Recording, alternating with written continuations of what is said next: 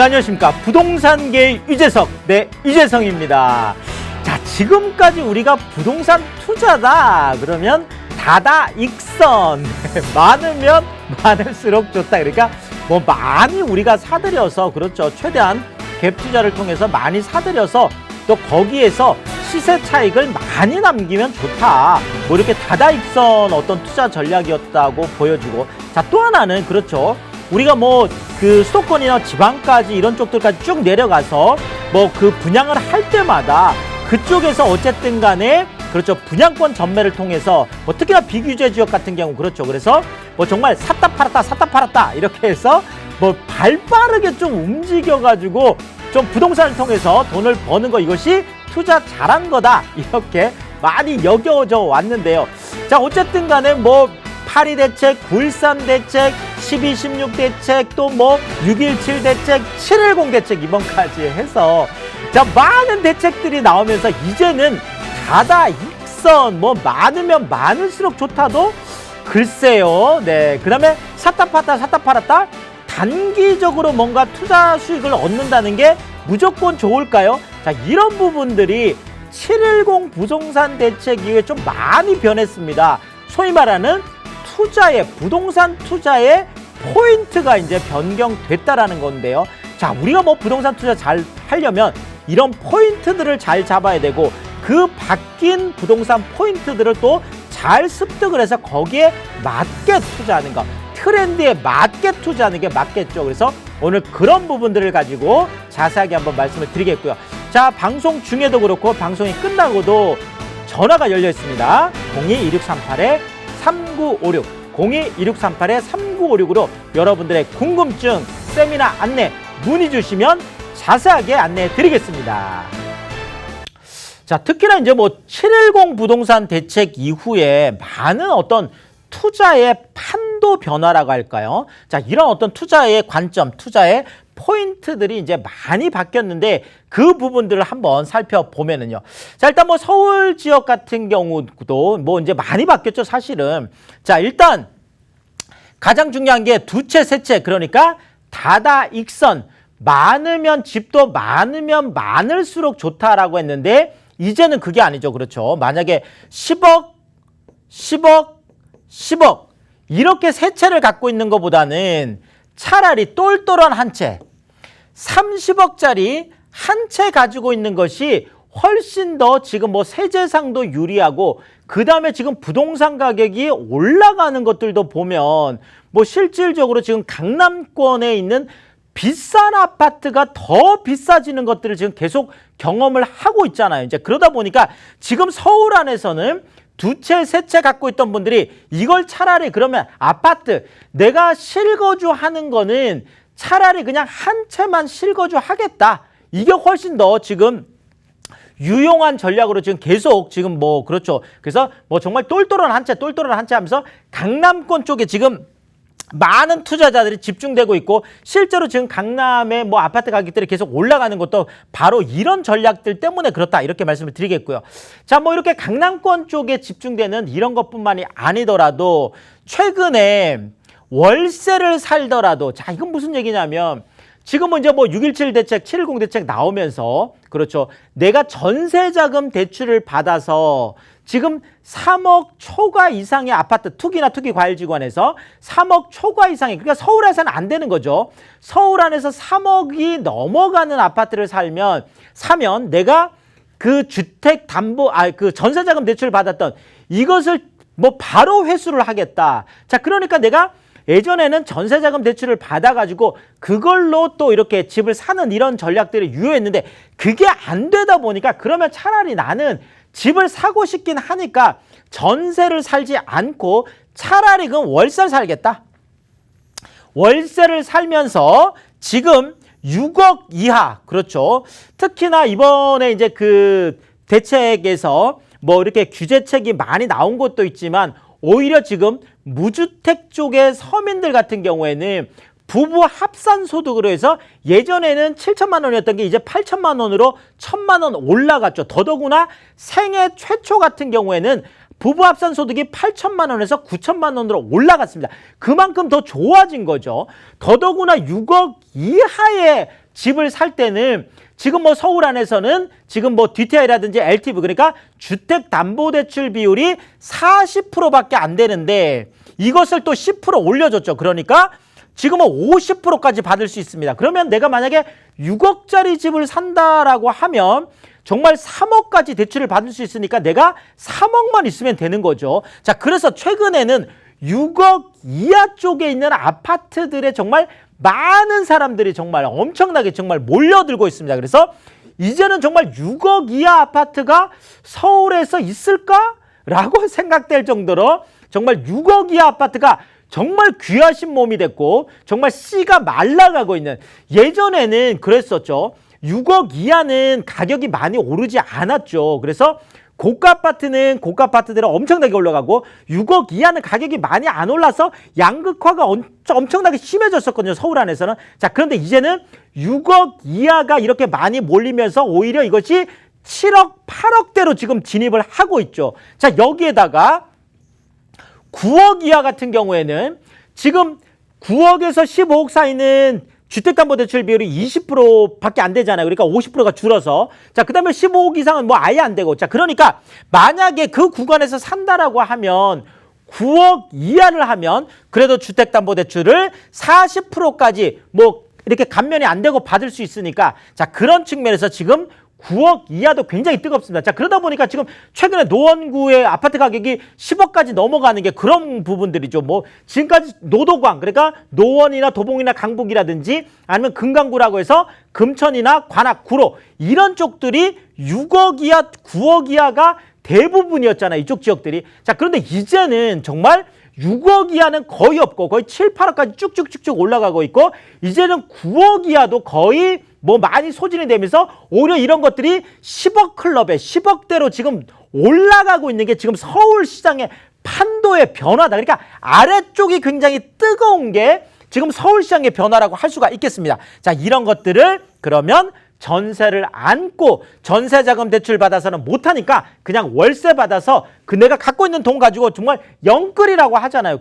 그러니까 최근에 신용대출이 많이 늘어난 게 바로 이런 부분 때문에 그렇습니다. 그래서 이렇게 해서 우선 먼저 사두자, 패닉 바잉이라고 하기도 하죠. 공포구매라고 해서 우선 먼저 사두자라는 이런 것들이 지금 서울에서 일상적으로 지금 일어나고 있는 일들이 되겠고요. 자, 또 하나는 이런 부분이죠. 아, 나는 이런 거는 싫고 전세로 버티자. 자, 이런 분들은 청약 가점이 높은 분들이 되겠습니다. 그래도 청약 가점이 50점대 이상이라든지 아니면은 60점대 넘어가거나 70점대 넘어가는 분들 같은 경우에는 그래도 서울 안에서 한 5, 60점대는 뭐 될 수도 있고 안 될 수도 있는데, 그렇죠. 자, 그렇지만 계속 그렇죠. 버티면서 전세로 이제 이걸 보고 대기 수요다 이렇게 하는데, 전세로 계속 버티면서 자, 로또 청약, 자, 이제 드디어 민간 택지까지 분양가 상한제가 적용이 됩니다. 그렇죠. 7월 28일자로 민간 택지 분양가 상한제가 종료를 했습니다. 자, 유예 기간이 종료를 했죠. 그러니까 이제는 더 분양가가 낮아지겠죠. 그렇다면 정말 당첨만 되면 5억, 10억, 뭐 많게는 15억까지, 지금 레미안 원밸리 같은 경우가 거의 뭐 당첨되면 뭐 한 15억까지도 로또라고 지금 하잖아요. 자, 어쨌든 이런 부분들 때문에 나는 전세로 버티면서 끝까지 한번 가보자. 네. 무슨 영화 제목 같은데요. 끝까지 간다. 뭐 갈 때까지 가보자. 자, 그리고 또 이런 현상들이 왜 나타나고 있냐면 지금 정부에서도 이런 로또 청약에 대한 좀 불편함들이 있잖아요. 그러니까 뭐 사실상 불로소득을 뭐 얻지 않도록 하겠다라고 하지만 사실상 청약에 당첨되는 일부들은 이런 어떤 그 뭐 많은 혜택을 보니까 그럼 그거는 뭐냐 또 이렇게 하니까 이 부분에 대해서도 정부가 대책들을 계속 마련하고 있고 지금 내놓고 있고, 이러다 보면 로또 청약조차도 좀 없어질 가능성이 높다. 이게 소위 말하는 공유 이제 공동 지분처럼 이렇게 해가지고 지분으로 이제 그 공공이 들어가게 되는 거죠. 자, 이러다 보니까 이런 거죠. 있을 때 하자. 자, 어쨌든 월세 살더라도 6억, 9억 이하 무조건 갭 투자하자. 공포 바잉, 패닉 바잉도 마찬가지고 전세로 버티면서 로또 청약 끝까지 간다. 이런 모든 것들도 지금 서울에서 집을 사려고 하는 분들은 어떤 마음이냐 하면 더 강한 규제가 나오기 전에, 더 많은 대출 규제가 나오기 전에, 또 이런 부분에 대해서 소위 말하는 이익을 환수하기 전에, 그 전에 지금이 가장 빠를 때다. 이런 또 그 인식들이 좀 많이 팽배해져 있다. 이렇게 말씀을 드리겠습니다. 자, 뭐 서울시장은 지금 이렇고요. 자, 수도권 쪽도 그렇죠. 수도권 쪽도 6.17 부동산 대책에서 이제는 남의 일이 아니에요. 그렇죠. 예전에는 서울만 이제 하다 보니까 뭐 이런 것들이 풍선 효과다, 반사이익이다, 뭐 이랬었잖아요. 그렇지만 이제는 수도권 뭐 서울을 빼고 지금 경기나 인천 같은 경우에도 대부분이 다 이제는 그렇죠. 이제 규제 지역에 들어와 있잖아요. 자, 그러니까 여기도 전환이 지금 일어나고 있습니다. 특히나 GTX 수혜를 받는 지역들은 오히려 규제책이 나오고 나서 더 올라가고 있는 모습들도 지금 나타나고 있거든요. 지금 경기 쪽 같은 경우에. 자, 지금 뭐 GTX A 노선 지금 수혜를 받는 곳들은 뭐 파주, 운정, 일산 지금 이쪽 출발선들이 되겠죠. 그리고 지금 이쪽으로 지금 와 보면 그렇죠. 지금 GTX A 쪽에 성남 쪽이라든지 그러니까 판교 이쪽이 되겠죠. 그래서 성남 같은 경우도 지금 많이 올라가는 게 지금 이런 부분 때문에 그렇죠. 자, GTX 지금 B노선 같은 경우에는 송도 지금 인천 연수가 계속 많이 올라가서 송도 여전히 뜨겁습니다. 그래서 송도 쪽이라든지 그다음에 이제 이쪽으로 오면 지금 남양주 쪽 그러니까 왕숙지구뿐만 아니라 남양주나 구리나 뭐 이쪽까지 좀 들썩들썩하는 게 바로 이런 GTX 수혜 때문에 그렇습니다. 자, C노선 같은 경우에도 그렇죠. 지금 아래쪽에 지금 수원 지금 팔달구 이쪽부터 수원역 쪽 이쪽부터 시작해서 지금 금정역이 들어오는 지금 그렇죠. 이쪽 군포 같은 경우도 마찬가지죠. 그리고 거기서 조금 지금 올라온 지역들까지 해서 지금 GTX 지금 C노선 지금 수혜를 보는 것들도 그렇죠. 자, 여기에다가 지금 신안산선도 뭐 거의 GTX급이라고 봐야 되겠죠. 시속 180km로 달리는 수도권 광역급행철도급이니까 시흥이라든지 안산이라든지 그렇죠. 그 다음에 또 이제 뭐 그 이쪽에 그 어디 쪽이죠? 요 잠깐 좀 끌고 갈까요? 갑자기 생각이 안 나네. 수도권부터 다시 할까요, 그러면? 동네가 너무 많다 보니까 잠깐 아까 과천 군포 과천이요. 아, 광명이구나. 광명. 네네.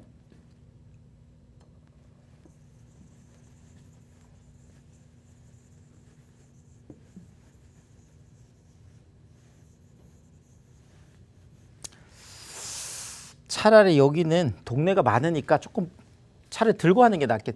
좀 들고 해도 되겠죠?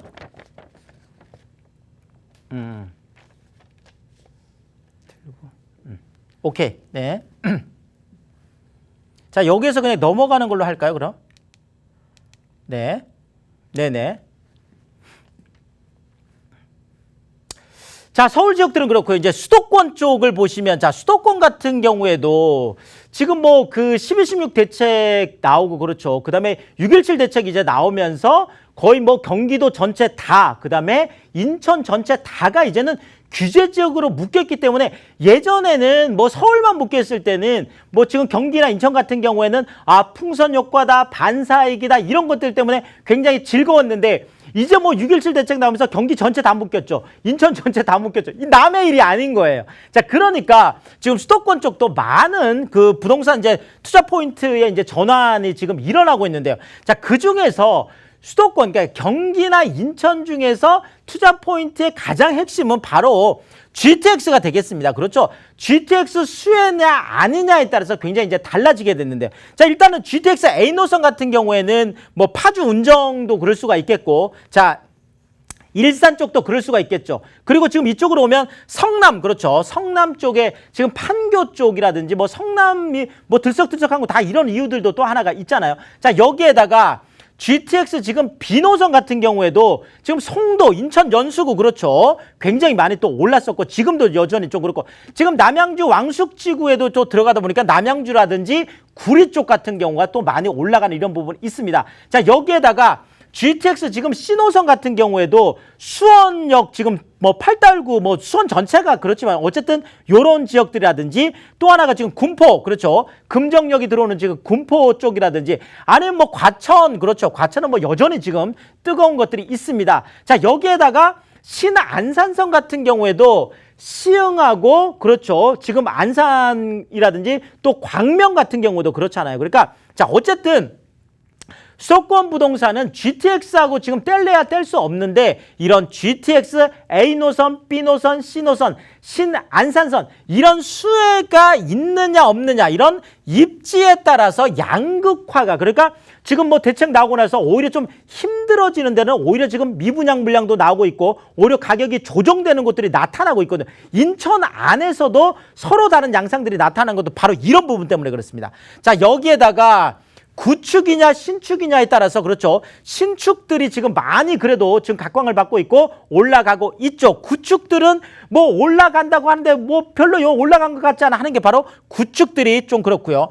자 그리고 일반 아파트하고 그 동네에서 대장 아파트라고 여겨지는 그러니까 요즘의 어떤 트렌드는 대장 아파트라고 해서 몰리는 쪽으로 사람들이 더 몰려갑니다. 그래서 대장 아파트 이런 쪽으로 양극화가 일어나고 있습니다. 자 그리고 또 하나 지금 경기 쪽에서 지금 많이 일어나고 있는 일들이 뭐냐면 지금 경기에 있는 33평 아파트 가격이 15억, 16억까지 그렇죠. 더 많게는 뭐 더 올라가고 17억, 18억까지도 막 올라가는 곳들이 있잖아요. 자 이러다 보니까 서울 쪽하고 그렇게 차이가 많이 나지 않아요. 자 그러니까 호시탐탐 야 차라리 그러면 경기나 지금 인천 쪽에서 비싼 아파트 팔아가지고 이럴 때 인서울 하자. 서울 쪽으로 들어가자. 이런 전략들 또는 지금 뭐 준강남권에 있는 아파트들은 강남 쪽 아파트하고 지금 큰 차이가 나지 않는 곳들도 있다 보니까 이럴 때 인강남 하자.